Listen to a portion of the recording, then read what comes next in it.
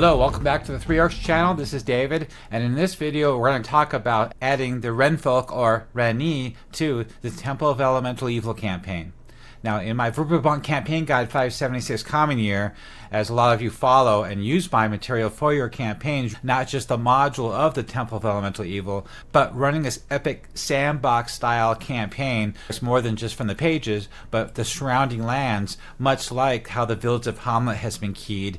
My Nulb has been developed to over 55 locations with organizations of pirates, bandits, and all sorts of characters. And also the activities of the Temple of Elemental Evil agents throughout the Viscounty, the Gnarly Forest, the Cron Hills, all the way up to Divers, the Wild Coast, and the city of Verbabank.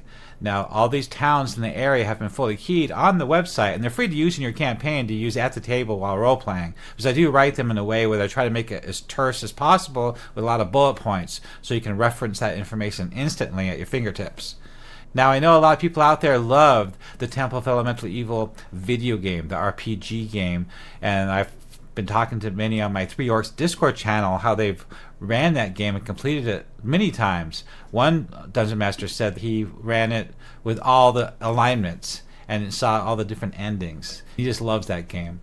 One of the things he pointed out in my write-up for Nulb is that it's missing the character Serena. She's a gypsy woman captured as a slave at the brothel of Nulb. In the video game, you can rescue her or pay 500 gold pieces to add her to your party. She's a third level thief. I investigated this information online to find out everything I could about that quest and those characters. And I saw there really wasn't much there. You don't notice this when you're playing the video game because you have dialogue that you follow and you continue your playthrough. But when it comes to like writing an article, there really isn't a lot of depth there, a lot of history or lore or background. So all that had to be developed. So I started piecing things together. Now, the Renfolk of Greyhawk are completely different from Shroud or the Ravenloft module. So in the Ravenloft module, they were called Romani. I have the wiki opened right now. I'm looking that up. That module by Tracy Hickman was during the Greyhawk era of the 80s.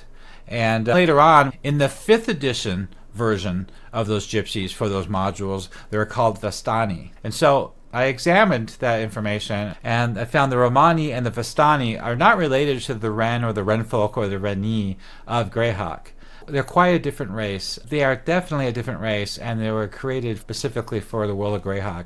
And I've created an article for that for the Dungeon Master Run at his table for reference. Using that information, I designed an adventure for Nulb to be used in your campaign. If you want to involve Renfolk, I added Serena too. Let's take a look at those articles I'm talking about. Let's take a look at the Renfolk article I created for the World Anvil website. I'm going to have to look off to the right to the screen here so I can see what I'm reading here. But I spelled out as brief as I can to the point of what this race is all about, so that way you can reference it instantly while you're role-playing at the table.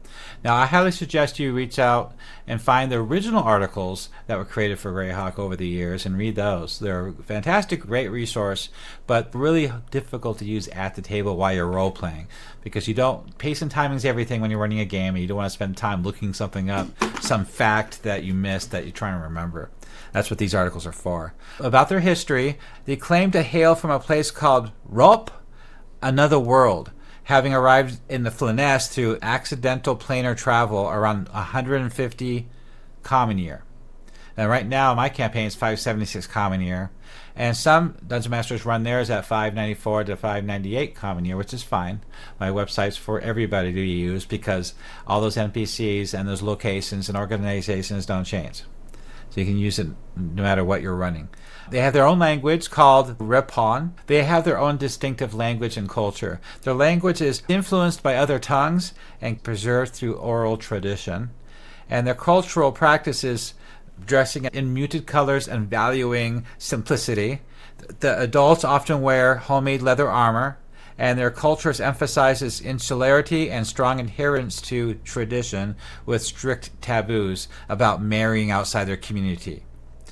The first part is the distinction between seaborn and landborn. Now, this part is important when I wrote my quest for Nulb. I had to choose between these two. The cultural dichotomy is that the Rhenees adapts into the life of the Flanaess waterways or often rise to a distinctive seaborne culture that define their identity.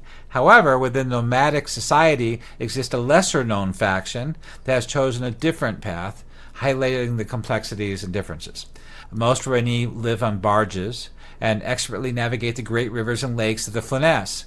They're common around the city of Riverbank along the Velverdivre River. They go back and forth to the city of Riverbank around the Knive Dive and all the way over to Rhinehurst and beyond. And so when your players are traveling in these locations, it's going to be common to see the Rhenee on the waterways on their barges. They have a community structure, close-knit family, the typical stuff you would think, barge life. You can follow along on these articles yourself because they're public-facing. I don't need to read every word on this article for you. I just want to point out why I did what I did. So now we get to the other Rhenee. The Rhenee is a subcult called the Attloi. They're land Ren. They have wagon trains.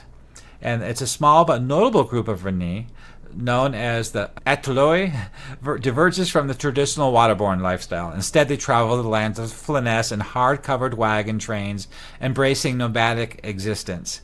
They have cultural tensions, so the Attloi are often viewed with skepticism and disdain by a majority of Rhenee.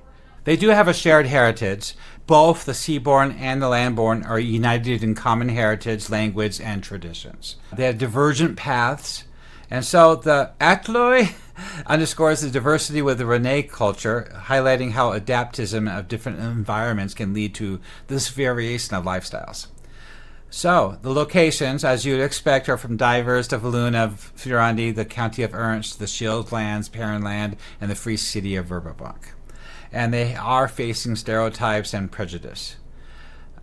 They don't have a god that they worship, which I thought was odd. Spiritually, they have a rich spiritual life, though the details of this religious practice is closely guarded, reflecting the mysterious origins and their deep connection.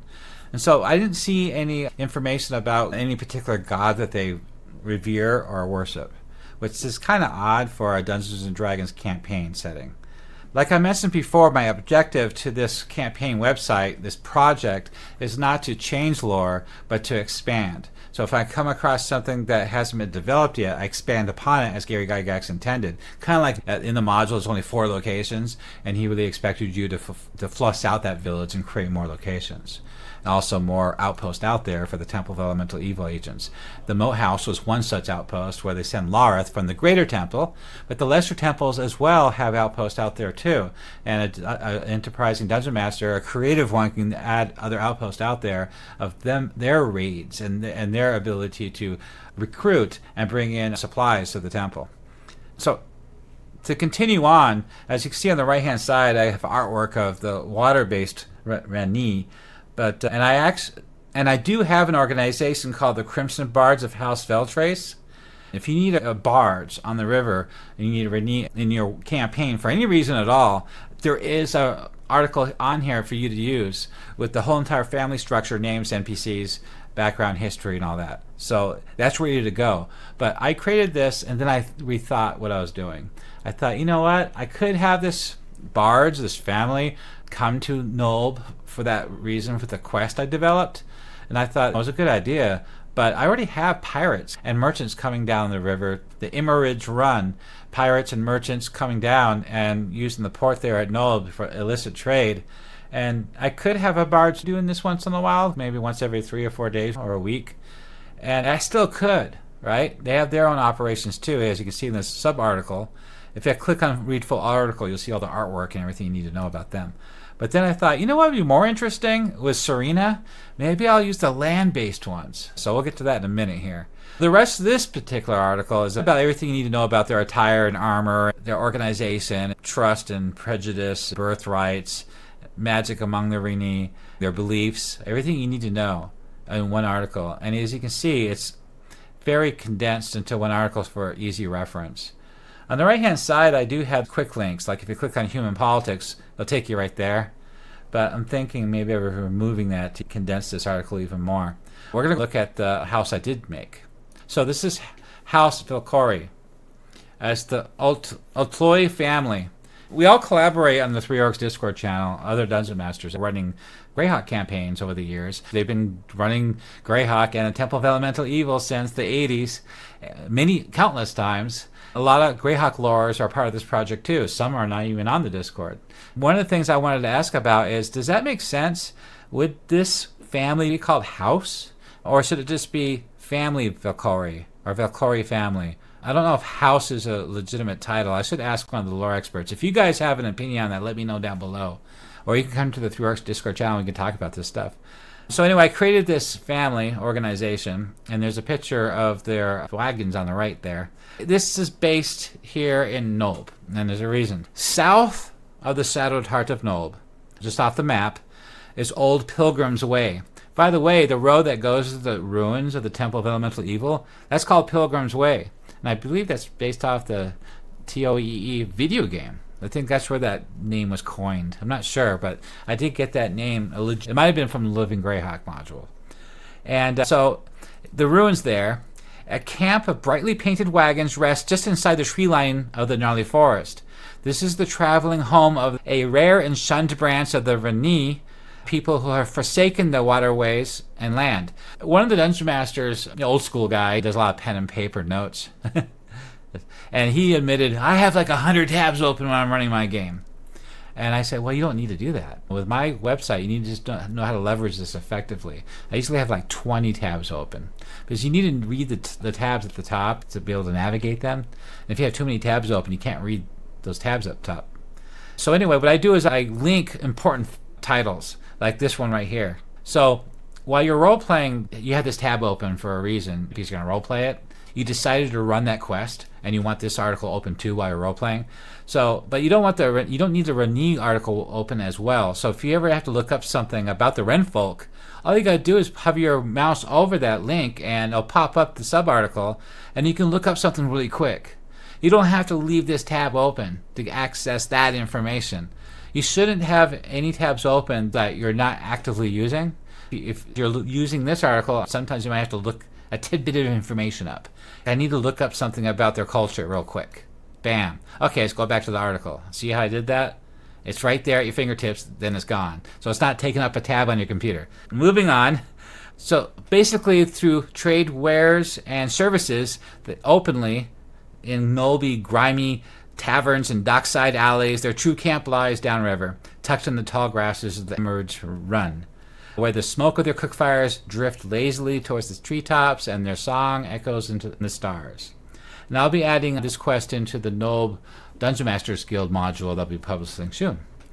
So their origins and culture. This is more based on that original article about how they diverged from their barge dwelling race. The wagons are painted rust red, forest green, heavy talisman and wind chimes, bone and horn. What they speak, Ropan. They do smuggling, spying, and illicit arts. There's many examples of medieval gypsies you could use in real world and fantasy literature. My experience with gypsies is in fantasy literature, and it's common stereotypes.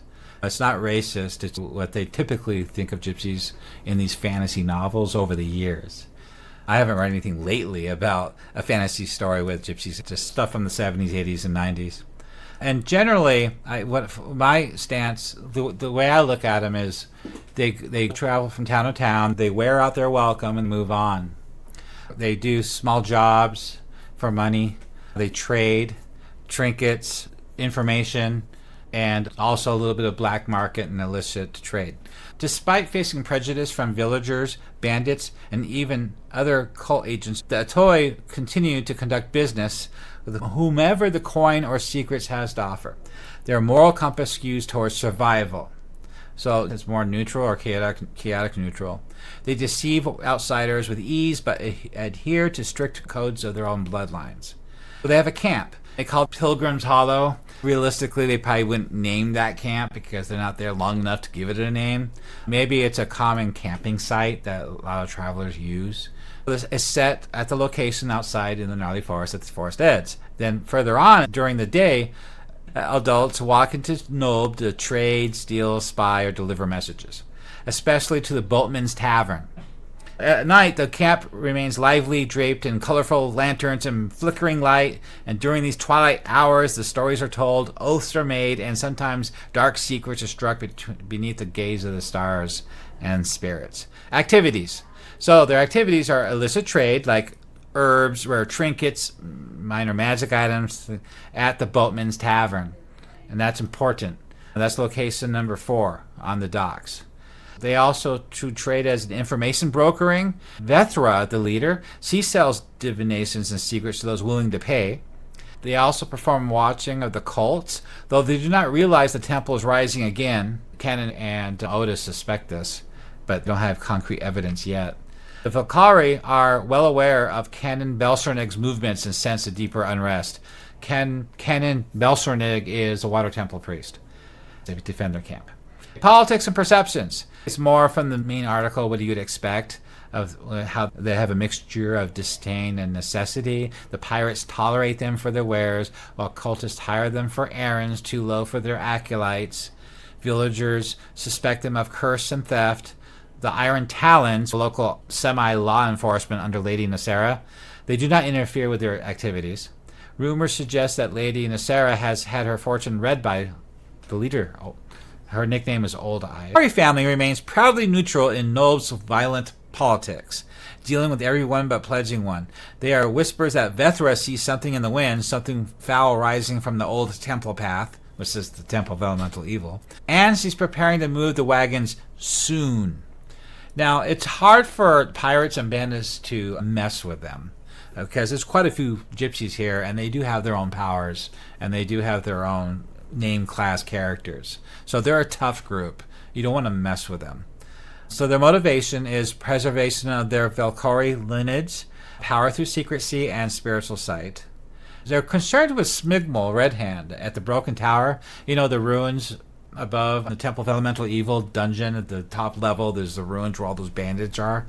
And the leader of those bandits is Smigmol. And she actually, if you read her background, she has an article too, of course. And her background and role of the temple and her activities, she has a network of assassins, spies, and bandits. You gotta remember, she was recruited here. You know, she has a history before coming to the Temple of Elemental Evil. A lot of this stuff is not in the original module. They never wrote about it. So I had to add to the lore to create this. And I try to use anything from Living Greyhawk modules. And even if Living Greyhawk is missing that information, then it's up to me to write that stuff. And I've created an entire background for her, which is really good to be used in your campaign. And she does come out. She doesn't just sit there in that tower and just wait for players to show up to kill her. She does come out, and she does have activities. And they don't like her at all. They don't trust her. She's very, very powerful and evil. And she is the commander of the outer defenses of the Broken Tower. In my articles, I write quotes. So this quote's from Tala around the campfire, and she says, "There's blood coming. Not coin, not secrets. Blood. I've seen the eyes of Red Hand's men. They don't look for profit. They look to kill." Which is pretty accurate about her men. Tala is their fiercest scout and the most secretive blade, keeps a personal eye on Red Hand's operations.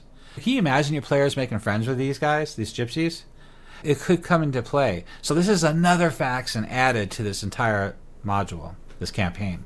There's many factions as you read from the original module. You got the Fire Temple, the Water, Air, Earth, the Greater Temple, and some other organizations in the temple.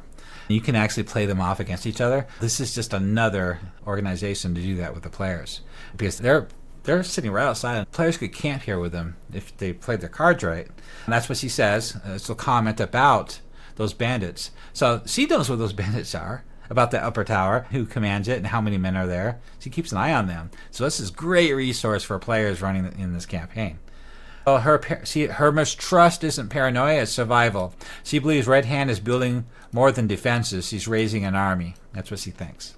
They are recruiting. It's not far from the truth. So Vethra is the leader, and this is her introduction dialogue. So I edited some flavor text and dialogue for our Dungeon Master to use in his campaign. So when you first meet her, you got dialogue to introduce her. And if I scroll back up to the top right, there she is. She is the old matriarch, And there's a role of fortune teller, diplomat, and matron, and a full description of her, and with dialogue of what, how she talks. And then below her is her second in command. He's the caravan leader and fire dancer. He's the eldest of her sons. And then there's Tella, the scout and blade woman, and below her is Orsic, the whisper walker and spy. He's a boy of 17 years old, and they often go into Nulb to spy and do other things that they usually do in town while they're here, before they wear their welcome out. And there's Serena right here, and she's with the family too. And there's a lot more of them. There's probably, I would think, 20, 30 people in this wagon train. 6 or 7 wagons, you think? Something to think about. I could write that up and put this on here on the article with some stat blocks. All right, so that's where it has introduction. Bam, there you go. So it's leading dialogue to get the players more engaged into the campaign, to make them progress and do other things in the campaign, to steer them in different directions. Because this is supposed to be a sandbox one, let's pretend you're playing the video game and you got all these choices, right? So there's Eryk, same thing with him. Flavor text of his introduction, what he's like, and his leading answers and stuff like that. This comprises the article for the family that I have so far. This gives you a background of who these people are that we can use in your campaign. Now, I wrote a quest. Let's take a look at the quest. If you scroll to the bottom of the article under quest, under related plots, click on Daughter of the Riverwind. If you click on it, it pulls up the article. The hook is a father's shame and a daughter's chains. On a moonless night, the party notices the usual colorful Rhenfolk camp outside Nulb, oddly quiet. Tala Velkori, their scout, intercepts the party with a wary glance and whispered plea. Eryk's daughter is gone. Taken. This land steals people in the dark. If the players speak with Eryk at the camp, they find a broken man nursing bruises and shame. He reveals that his daughter Serena is quick-handed and sharp-tongued girl of 18 years old. She vanished after a brawl in the Boatman's Tavern. The Wren have been drinking and dancing, entertaining the river pirates, when tensions with the Crimson Reapers exploded into violence. I woke up in the docks, blood in my mouth. Serena was gone. Witnesses suggest that Serena was last seen in the company of Lorvath, the broker, and Skull, and the sultry, silent Lord. Lordris is the real owner of the Boatman's Tavern, a regular figure at the brothel. Eryk suspects a setup. He believes Serena was sold to pay for damage caused during the fight. So I got this broken down into phases for you. Investigation phase, you got the Boatman's Tavern, you got the brothel. Those links are working. If you want her... Then they find out from the investigation at the Boatman's that speaking with Pearl or Dala, the 2 serving girls, or Captain Tulib, reveals that Serena was forcibly dragged out after the brawl. A reaper named Bergan mentioned a debt repaid, and that Lorvath handed her over to Elvana Thorne at the brothel. Talking to Elvana reveals how she holds Serena as a subservient slave, legally purchasing through Nulb's gray market practices. She refers to Serena as compensation for damages caused by the Wren at the Boatman's, and she'll smirk. If you want her back, cost you 500 gold. That's the going rate for beauty, debt, and disobedience. Players can negotiate, intimidate, pay, or plan a heist. But brute force would bring down the full wrath of the Iron Talons and the Crimson Reapers. The players would get slaughtered if they don't play this right. So you have an optional subplot. If freed or rescued, Serena, the 3rd level thief, opens up to the party. Mona helps pay off the debts she didn't even owe. She's been kept safe under her watch. She knows her father's being coerced and ambushed along the forest road. She's clever, wounded pride, and she could also actually join the party as a player character. Before we go further, this top right-hand corner, that's what she looks like beforehand if they meet at the wagons. But this quest generally starts before the players get to town. It's something they heard after the fact. As a dungeon master, you could have this happen while the players are in town. They could witness all this. If you scroll down more on the right, there's links to Lodris and Skull and the cult of the Elder Elemental God. You know, all the fire cults. The fire, air, water, and earth. The brothel, the Iron Lash, the dungeon, the slaver pit, Boatman's Tavern. There's a picture of her at the brothel. And I used watercolor crayons to do that one. So, rewards. Buying her freedom is 500 gold. Serena is released from the Iron Lash. She returns to her family. The Wren's trust is fully earned, and the party gets advantage on social checks with Rhen and access to their black market inventory. That's 5e speak for rescuing her by force. Dangerous. The entire brothel will be alerted. If successful, Serena flees the camp. The Wren are grateful, but the Crimson Reapers and Lorvath will place a bounty on the party. And that will involve other bandits and brigands, and everybody will be after them. Just for the bounty. Nulb is dangerous. There's a lot of dungeon masters out there just don't realize how dangerous Nulb is, especially after my write-up. Okay, failing to intervene. The Wren begin to quietly pack up camp. Within a week, they vanish from Nulb, along with their information, their influence, and their underground access. Optional reward. After release, they offer a fortune. I give dialogue for the fortune that the fortune teller, the leader, tells them. Then I added some more dialogue and flavor text. This is Eryk giving them the quest. This is Eryk telling them the story of what happened that night. Everything the players need to know about what happened and to follow the story. After talking to Eryk, the leader, Vethra, offers them to perform a reading to help them with this quest, to help them figure out what to do. They have a choice of card, bone, or smoke. And the card is on the top right-hand corner. There you go. So I have a tarot card that she'll pull out, and you can print that up. I have artwork like this and maps and everything on my Patreon. I have a higher resolution versions usually for my Patreon members only, but a lot of this stuff is also for free, like here on this website. So look at the smoke, card, or bone all have dialogue too, of her giving the player a reading. So this is an interesting side quest that has a lot to do with the Temple of Elemental Evil and Nulb, because they're another faction in play that can help the players out. The players need all the help they can get, because Nulb is way overpowered. It'll slaughter almost any group. The two different bandit gangs, the two pirate crews, Lady Nysera and her talons, the taverns, the slaver pits, the gladiator pits, and a brothel, and the conscripts of servants out in the fields. There's a lot going on, and it's very dangerous. The players can get caught on the wrong side of things and get into serious trouble. Even though Otis is there to help, but him and Mother Scrange, Canoness Deve, they're not gonna tip off their hand just to save the party. Their mission is more important. The party is gonna have to suffer losses. Take the L, and maybe they'll play better next time. Be more careful. There's a lot of ways. If you use the other Wren family that's on the barge, originally you could have players slip into town undercover on their barge. They can get them in and out of Nulb that way. But then I thought of this too. Oh, okay, so something I left out, something that's important. What's important about this Wren group? So they, like I said before, they travel, they get around, and unnoticed, unbothered by the Mounted Borderers, the Gnarly Rangers, the Elves of the Gnarly. They're basically left unmolested, traveling through the Wild Coast, through the Gnarly Forest, along the Forest Road and the other road to the south, up to Divers, to the Viscounty, through the Cron Hills, to the city of Verbank, to Rhinehurst and beyond, and Valuna and back. And so these are great. It's a fantastic.